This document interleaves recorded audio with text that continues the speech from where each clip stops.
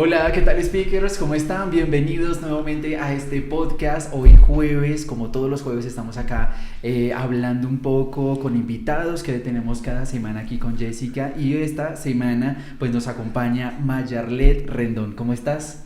Estoy súper contenta de estar hoy con ustedes. Bueno, yo creo, ¿cierto? Que es como tu primera vez que estás saliendo como públicamente, pues lanzando algo público, que en este caso es un libro, ¿verdad? Porque antes no hacías como muchas cosas públicas, sino más que todo detrás de cámara, ¿cierto? Exactamente, trabajaba como productora audiovisual. Es la primera vez que me siento frente a cámaras. He tenido varias entrevistas, pero aún siento varios nervios. Todavía. Y es que Mayarlet está lanzando su libro Descendientes, este libro que tengo aquí en mis manos, que habla un poco acerca de lo que ha sido su vida en la niñez, un poco en la adolescencia, porque todavía eres muy joven, pero todas estas vivencias...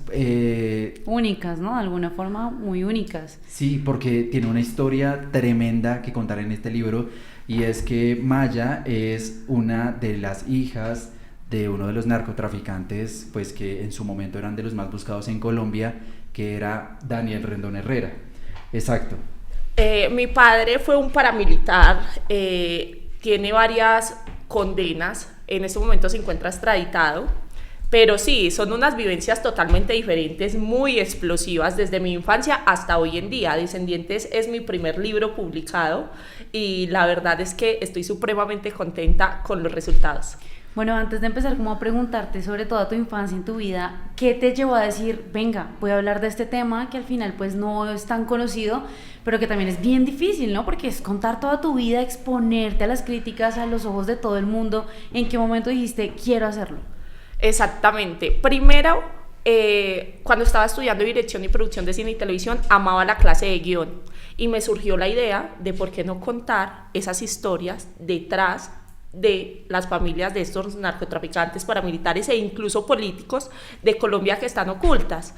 Cuando me surge esa idea, empiezo a trabajar en todo para poderlo desarrollar y fue cuando logré escribir Descendientes. Bueno, vamos por etapas. Por partes. Por partes. Vamos a hablar un poco acerca de tu niñez. ¿En qué momento tú, siendo niña pequeñita, te diste cuenta lo que, pues, el grado, digamos, de importancia que tenía tu familia, más que todo tu papá, pues, en este tema de paramilitarismo y todo este? O sea, ¿en qué momento te diste cuenta o eras consciente de eso?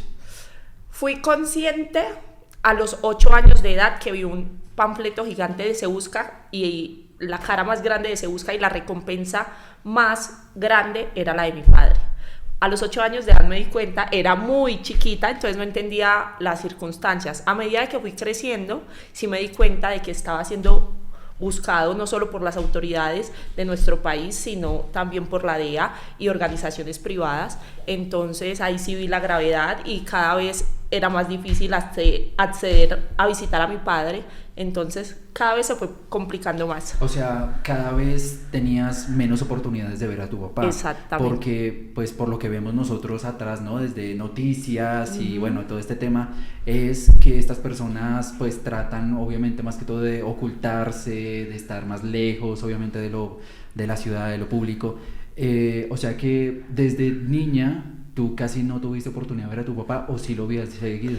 Lo veía seguido, pero a medida de que fui creciendo y él estaba siendo más buscado porque llegó a ser uno de los hombres más buscados de Colombia, fue claramente más difícil. No lo veía ni cada mes ni cada 2 meses, era cada 6 meses donde podía tener acceso a él y para poder llegar a él era muy difícil. Y todo eso está plasmado en Descendientes, son de esas historias que de verdad nadie conoce, cómo una niña hacía para visitar a un padre que estaba siendo buscado no solo por el gobierno colombiano, y además en las circunstancias en las que ellos se refugian para esconderse. Claro. ¿Cuál crees que fue una de esas ocasiones en las que tenías que ir a ver a tu papá más difíciles? O sea, que tú digas, me tocó atravesar no sé qué vaina. Un río por allá oculta. ¿Cuál fue la más complicada que tú tengas recuerdo? La más complicada fue para una Navidad, un diciembre.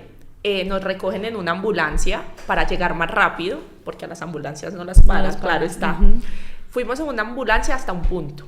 De ese punto nos fuimos en una lanchita, o sea, por todo el mar, y en la mitad del mar iba pasando las autoridades, entonces apagaron la lancha y nos quedamos en la mitad del mar mucho tiempo. En ese momento yo digo que fue de las visitas más difíciles porque tú sientes claramente temor, y ya cuando se fueron las autoridades costeras pudimos seguir el camino. ¿Qué edad tenías tú ahí? Más o menos 11 años. ¿Hasta qué edad recuerdas tú que fue como normal tu vida? O sea, es decir, que tuvieras a tu papá cenando y todo este tema. Eso pocas veces ocurre con los descendientes que tengan una vida normal, porque claramente lo normal sería donde tu padre fuera un abogado, fuera un médico, pero nunca mi vida fue normal porque desde que yo era chiquita mi padre se comunicaba por teléfonos de radio satelital. O sea, casi toda nunca mi estaba infancia en la casa ni nada de eso, él estaba como trabajando y en sus exactamente. cosas y la comunicación era por teléfono todo el tiempo. Exactamente. No, yo no tuve la oportunidad de vivir con mi padre. Mis hermanas mayores sí lo tuvieron, pero yo soy una de sus hijas menores. Entonces tengo 25 años de edad. Cuando yo estaba muy chiquita, él ya era un hombre que se dedicaba al paramilitarismo. Entonces no tuve esa oportunidad de tener una vida normal en familia. Cuando tú fuiste un poquito más consciente de toda esta situación que estaba pasando, ¿cuál fue tu reacción? Es decir, como no entiendo por qué mi papá está siendo buscado, le preguntaste a tu mamá como, oye, ¿qué es lo que está pasando? No entiendo nada, o ¿cuál fue tu reacción? O simplemente tú solita como que te encargaste de asimilar todo lo que estaba pasando. Mi madre no me dio una explicación tan amplia cuando yo vi el panfleto de Se Busca, porque mi madre me decía que él era ganadero, entonces que se las pasaba en las fincas por esa razón, y yo creía que era verdad. Cuando veo el panfleto de Se Busca y veo su rostro, mi madre me dice, no vaya a decir que él es su papá, y después me empiezan a explicar, pero como es mi padre, nunca lo tomé tan difícil, sino, bueno, es mi padre, se dedica a esto, ya. Ok, y digamos que el tema del colegio, ¿cómo era? Porque pues sabemos que ustedes tenían que igual moverse de aquí a un lado para el otro, que Medellín, otra ciudad, Santa Marta, bueno, has visitado un montón de ciudades acá en Colombia. ¿Cómo fue el cuento? Ya en Descendientes ya nos contabas un poquito cómo era vivir sí. Corriendo para todo lado, pero ¿cómo fue esa experiencia para ti? Y esto es muy chistoso porque mis lectores me dicen, pobrecita, nunca tuvo amigos. Tengo muchos amigos, yo tengo a dónde llegar a todo lado de todos los lugares en los que he estado. Claro. Esta experiencia claramente era muy complicada porque tú llegabas a un colegio sin conocer a nadie, ibas a durar un corto tiempo. Entonces esa experiencia sí no me parecía agradable, pero no me arrepiento y las vivencias es lo que tengo hoy en día. Te iba a preguntar, tú has estado ya en varios medios de comunicación, como decíamos al inicio, ¿no te sientes de pronto a veces presionada por todo lo que los medios puedan hablar de tu papá o de tu familia o de ti personalmente haciendo todo esto tan público? Porque digamos que para muchas personas obviamente esto es como si fuera una maldición de alguna forma, ¿no? Pues sí. Por ejemplo la familia de Pablo Escobar, ellos sí salieron, sabemos que pues evidentemente el peso que ellos tenían era muy distinto, pero ellos sí salieron a Argentina, se escondieron, cambiaron apellidos, cambiaron absolutamente toda su vida pasada. De pronto, ¿cómo digamos que cómo has tomado tú lo que dice Johnny, como esa presión de los medios? ¿O no sientes nada de presión y tú, o sea, estás relajadísima con el tema y no te preocupa nada de este tema?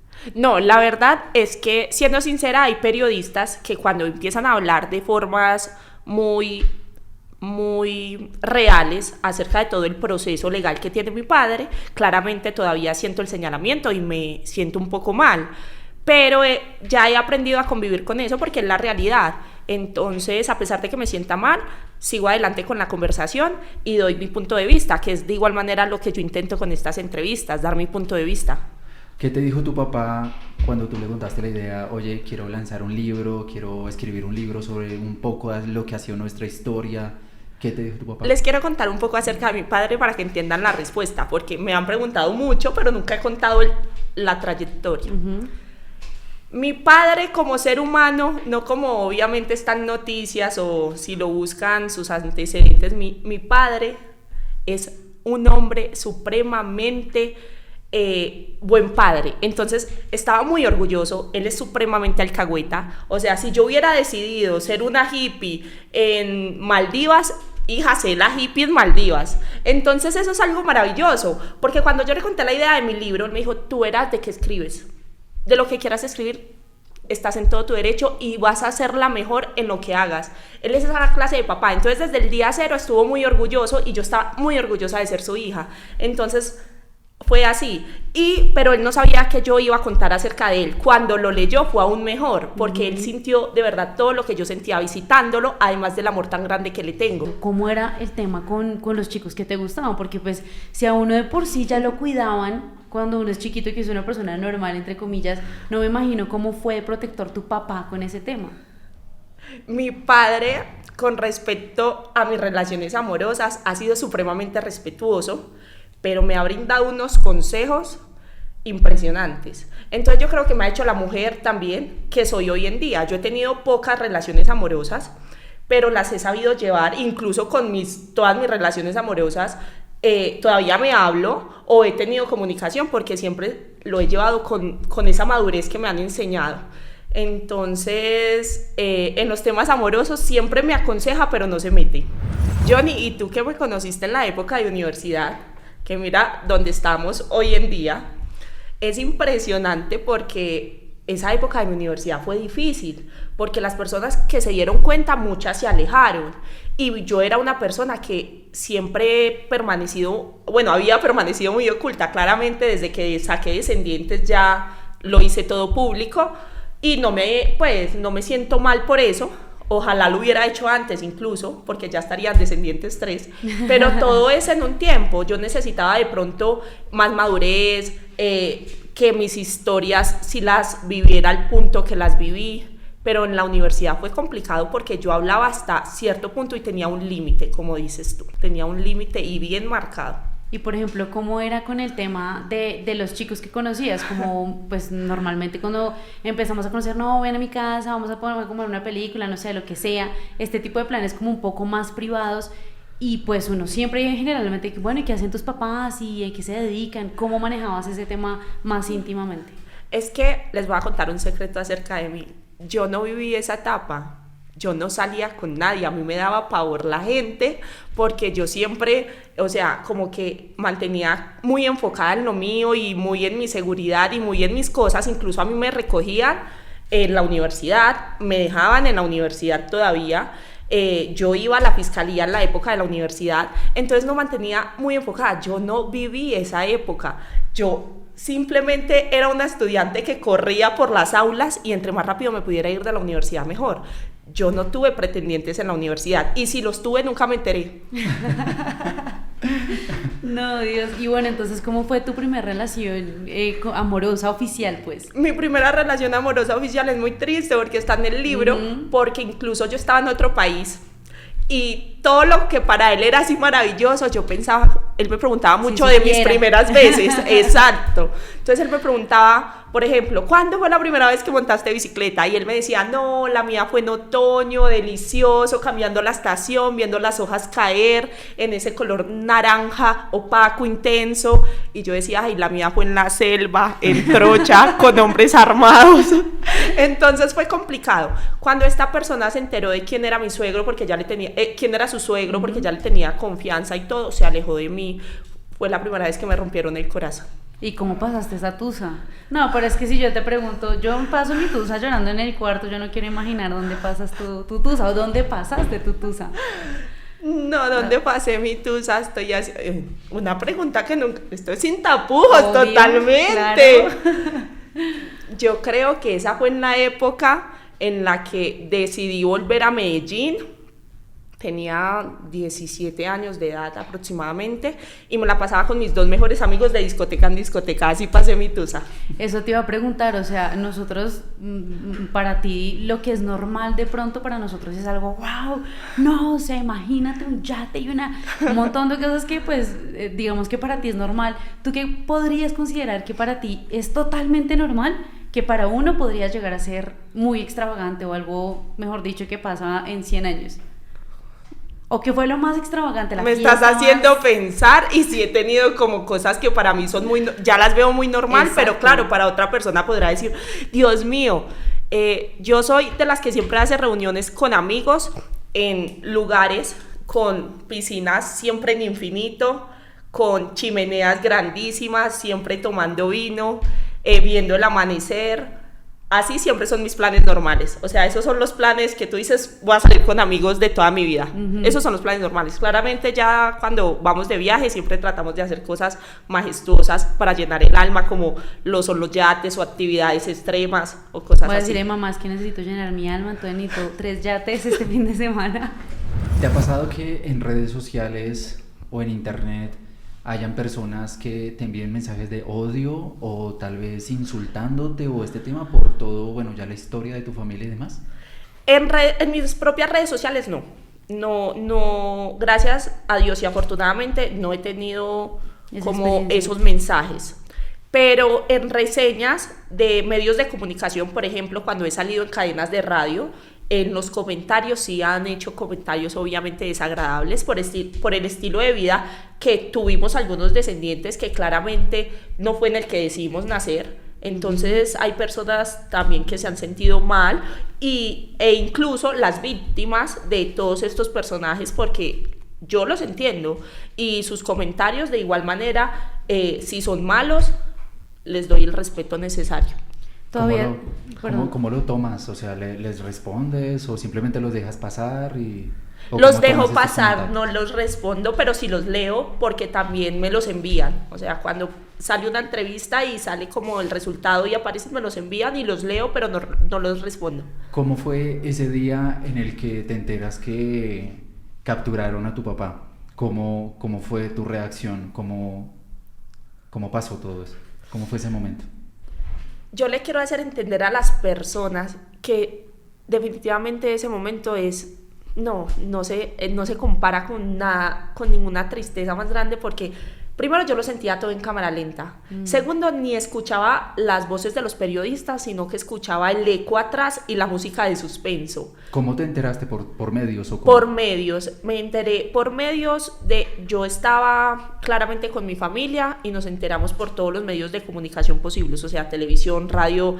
Ya estaba en todo lado su captura, los múltiples videos. Eso es un dolor pues que uno siente, pero cuando uno se da cuenta que en vez de sentir dolor debe agradecer de que sigue con vida, porque a muchas de estas personas las han muerto incluso en capturas, entonces ahí como que lo superamos un poco y empezamos a agradecer de que todavía estuviera vivo y tuviera más tiempo con nosotras, porque sin duda, a pesar de que yo hable de esta forma de mi padre, Daniel Rendón, pues yo también entiendo que fue don Mario y que tiene un pasado y tiene muchas vivencias y tiene un lado del cual yo nunca lo voy a ver de esa manera, pero lo tiene. Pero sabes que es verdad y que está ahí, es un hecho. Y el momento de la extradición, ¿cómo fue el momento? ¿Has podido visitarlo o al menos poder hacer una videollamada o no pueden tener ningún contacto o cómo es? No, ellos llaman no tan frecuentemente, pero desde la cárcel ellos llaman, tenemos comunicación vía telefónica, videollamadas y ese tipo de cosas no,